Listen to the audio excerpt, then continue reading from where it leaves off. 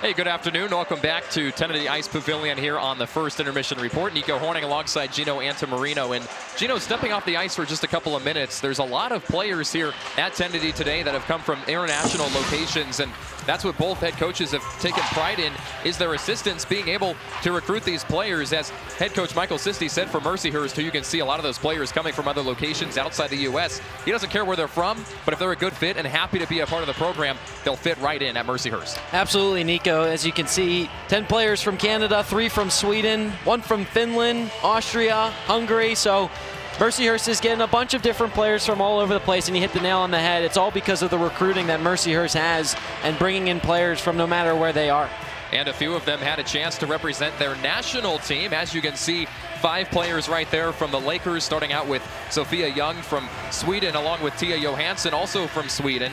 And then Julia Schalin and Sophia Newtonen have represented Finland, and then Magdalena Luggen right there at the bottom representing Austria. So a lot of these international players also coming in with a lot of experience. And on the Syracuse side as well, they've got their fair share of international players. A lot of Canadians on this squad, and obviously head coach Brittany Smith from up north above the border as well, and that's feeding into this roster personnel.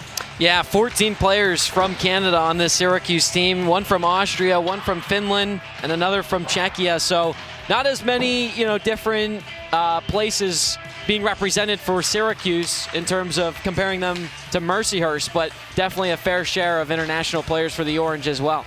Coach Brittany Smith, also an assistant coach for the Canada national women's team. And speaking of the national team, there's some players right there being represented from Syracuse.